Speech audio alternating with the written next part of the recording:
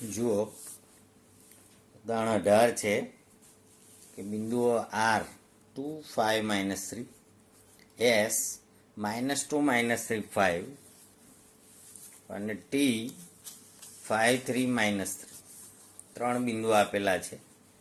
2 5 -3, S -2 -3 અને +5, ટીના એમ છે 5 3 -3. આ બિંદુમાંથી પસાર થતા સમતલનું સમીકરણ શોધવું. ત્રણ ભિન્ન અને અસમરેખ બિંદુઓ હોય તો આપણને સમતલનું સમીકરણ મળે. તો અહીંયા એ બાર લખી દઈએ આપણે. એ બાર એટલે પહેલું બિંદુ 2 5 -3,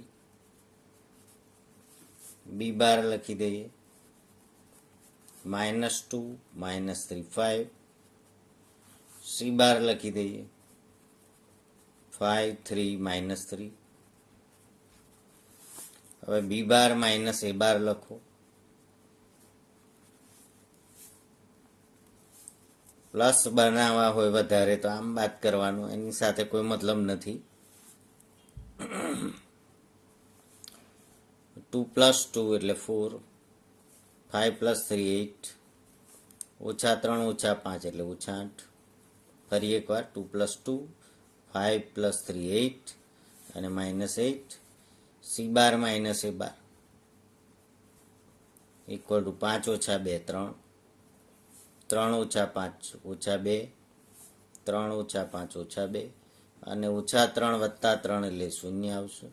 ફરી એકવાર 5 - 2 3, 3 - 5 -2 અને -3 + 3 0. બી બાર એ બાર અથવા એ બાર બી બાર કરો સેમ, કારણ કે માઇનસ કોમન નીકળશે. એ છેવટે તો આપણે ક્રોસ કરવાનું છે. અભિલંબ એન બાર શોધવાનો છે.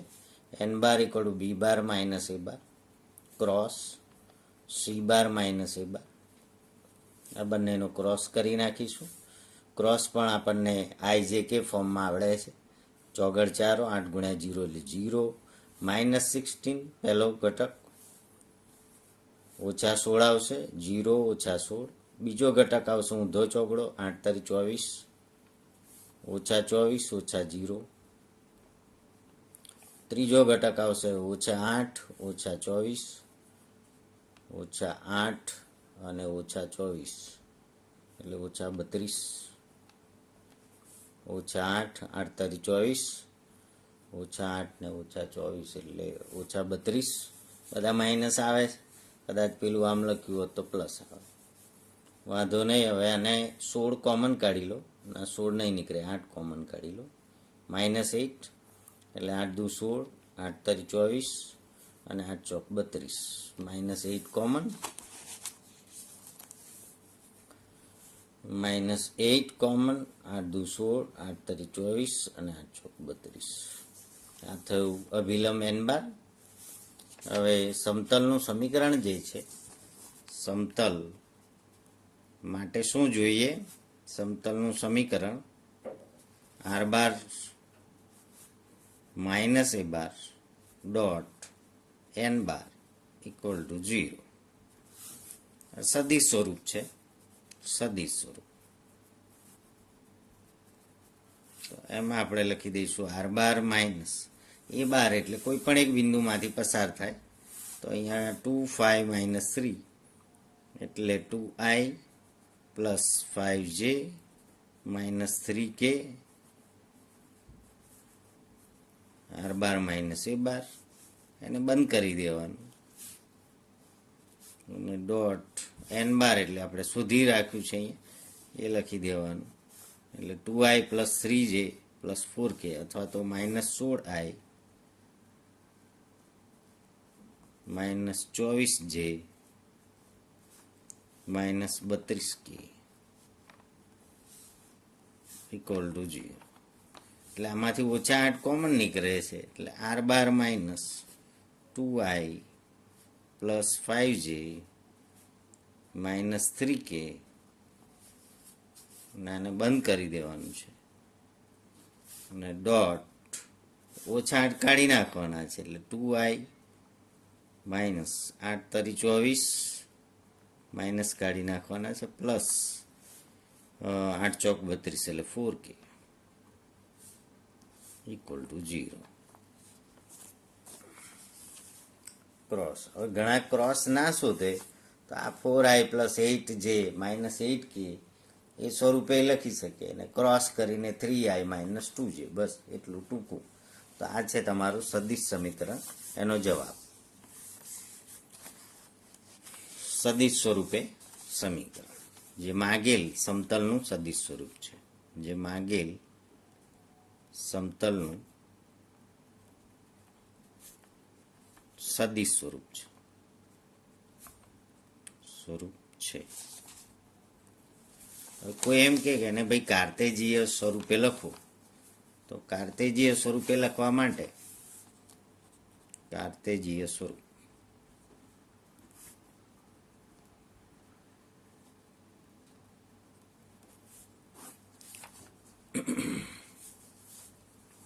તો આ જે આવેલું છે એમાંથી પણ શોધી શકાય આપણાથી. અને એ સિવાય જો આપણે ડાયરેક્ટ કરવું હોય તો આર બાર માઇનસ એ બાર એ સારું પડે. R bar minus a bar dot n bar equal to 0. એટલે r bar dot n bar એ જુદું લખી દેવાનું, equal to a bar dot n bar. કારણ કે આર બારની જગ્યાએ એક્સ વાય ઝેડ લખવાનું છે. એન બાર એટલે અભિલંબ તમારે મળી ગયેલો છે, એમાં -8 છે એ 12 લખી દેવાના, અને 2 3 4 ઇક્વલ ટુ એ બાર એટલે બિંદુ કોઈ બી, એટલે 2 5 - 3 કોઈ પણ એક બિંદુ એ બાર બી બાર સી બાર જે લખવું એ લખાય, ડોટ એન બાર એટલે રાબેતા મુજબ અહીંયા -16 -24 ને -32 જે આવે છે એ જ આવે, પણ એટલે આપણે -8 બહાર લખી દઈશું. -8 2 3 4.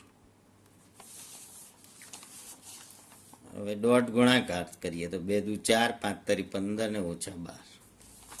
-8 બે બાજુથી ઉડી જશે, એટલે અહીંયા 2x plus 3y plus 4z, એટલે 2x plus 3y plus 4z, અને 15માંથી 12 જશે એટલે 3 4 3 7 ઇક્વલ ટુ 7. આ થયું કાર્તેજીય સ્વરૂપ. કાર્તેજીય સ્વરૂપ હંમેશા ax plus by plus cz equal to d આવે. જો કાર્તેજીય અને સદિશ સ્વરૂપ માગ્યું હોય તો અહીંયા શું માગ્યું? સમતલનું સદિશ સમીકરણ. તો આ સદિશ સ્વરૂપ આપી દીધું, બરાબર. આ કાર્તેજીય સ્વરૂપ છે. હવે દાખલો 5 છે, એમાં એવું કીધું છે કે 1 0 -2 માંથી પસાર થાય અને જેનો અભિલંબ સદિશ i plus j minus k હોય. દાખલો 5, સમતલ 1 0 -2 માંથી પસાર અને જેનો અભિલંબ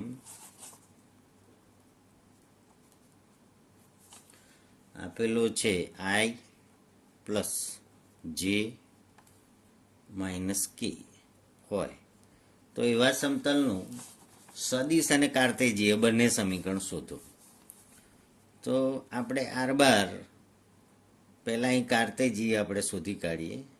R bar dot n bar equal to a bar dot n bar. કાર્તેજીય શોધી કાઢીએ તો આર બાર એટલે x y z dot n bar એટલે આઈ જે કે છે ને ત્યાં 1 -1 લખી દેવાનું. આ અભિલંબ થયો, આ અભિલંબ 1 1 -1 ઇક્વલ ટુ એ બાર એટલે આપેલું બિંદુ 1 0 -2 ડોટ એન બાર એટલે 1 1 -1 x plus y minus z equal to 1 plus 0 plus 2, એટલે ફાઇનલ જવાબ x plus y minus z equal to 3. આ થયું તમારું કાર્તેજીય સ્વરૂપ, સમતલનું કાર્તેજીય સ્વરૂપ. X plus y minus z equal to 3.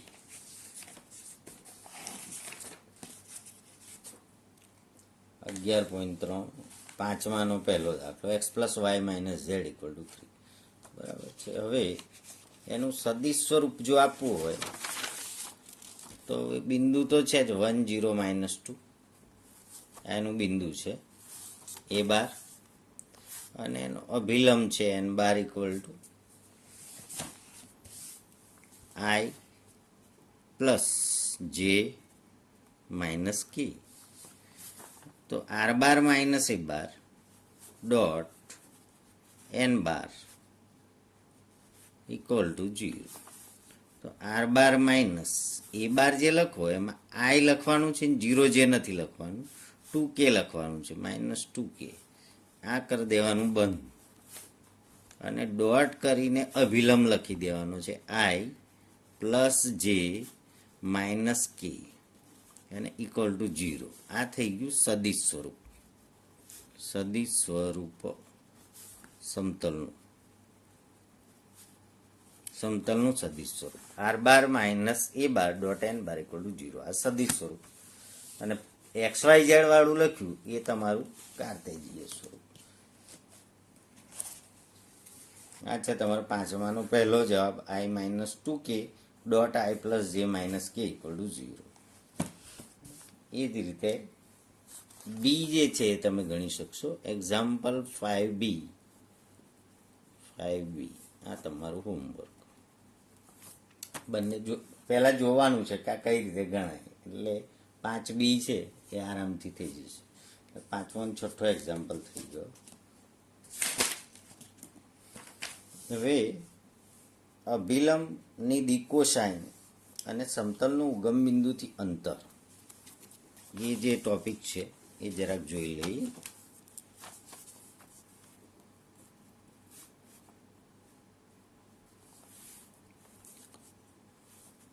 સમતલ તમને આપેલું છે, ધારો કે ax plus by plus cz equal to D અથવા તો પ્લસ ડી ઇક્વલ ટુ 0 નું ઉગમ બિંદુથી લંબંતર. તો એનું સૂત્ર તમારે તૈયાર કરી દેવાનું છે કે p ઇક્વલ ટુ માનાંક ડી ના છેદમાં એનનું માન. એકદમ ઈઝી સૂત્ર છે. એટલે ડી ના છેદમાં એનનું માન એટલે એ સ્ક્વેર પ્લસ બી સ્ક્વેર પ્લસ સી સ્ક્વેર, જ્યાં અભિલંબ એન જે છે એન ઇક્વલ ટુ એ બી અને સી. સમતલનો અભિલંબ.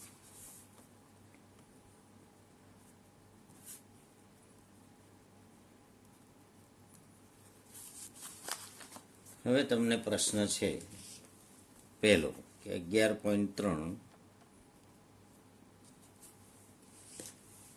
અને એનો પહેલો એક્ઝામ્પલ.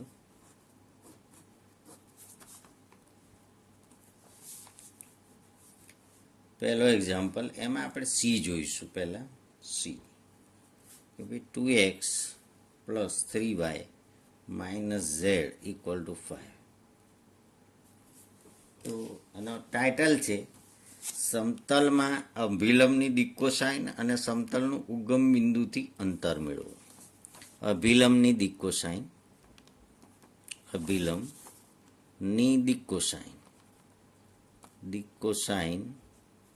અને ઉગમ બિંદુથી લંબ અંતર. અભિલંબ જે છે આપણો એ સમતલ જે આપેલું છે એનો અભિલંબ n bar equal to ax by cz એટલે 2 3 -1. એનું આપણે માન શોધી કાઢીશું. ઇક્વલ ટુ 4 + 9 + 1, 2 નો વર્ગ 4, 3 નો વર્ગ 9, 1 નો વર્ગ 1, 9 1 10, વર્ગમૂળ 14, √14. હવે એન બારની જે કેપ છે, એન બારની દિશામાં એકમ સદિશ, તો એ થશે 2 3 -1 અને છેદમાં √14. એટલે આ લખાશે 2/√14i પ્લસ 3/√14 જે અને માઇનસ 1/√14 કે. અભિલંબની દિશામાં એકમ સદિશ. અભિલંબ અને દિક્કો સાઇન લખી દઈએ. અભિલંબની દિક્કો સાઇન. અભિલંબની દિક્કો સાઇન ઇક્વલ ટુ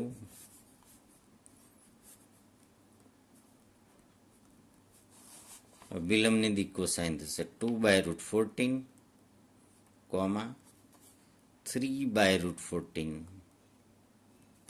માઇનસ 1/√14. દિક્કો સાઇન એટલે ઘટકો 2/વર્ગમૂળ 3/વર્ગમૂળ 14 અને -1/√14 અલગ અલગ આઈ જે કે જે લખ્યું છે આ તો ખાલી અભિલંબ છે. અભિલંબની દિશામાં એકમ સદિશ એટલે એની દિક્કો સાઇન એટલે પહેલું હોય છે આપણે જેમ રેખામાં શોધતા હતા L = cos alpha, M = cos beta, N = cos gamma. એનું એ જ હોય. દિક્કો સાઇનમાં કશો ફેર ના હોય. માત્ર આ અભિલંબ કોને કહેવાનો છે અને અભિલંબની દિશામાં એકમ સદિશ શોધી અને દિક્કો સાઇન આપણે લખી શકીએ. હવે એનું ઉગમ બિંદુથી અંતર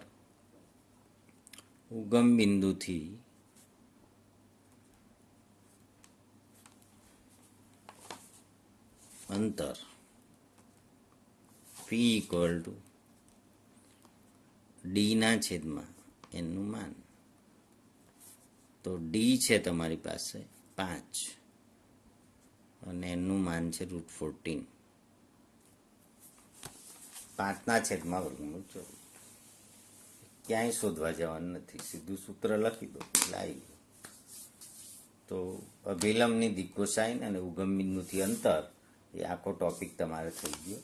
એમાં સી આપણે જોયો તો એ રીતે આપણે A, B, C ને D 4 દાખલા છે એ આપણે કરી શકીએ.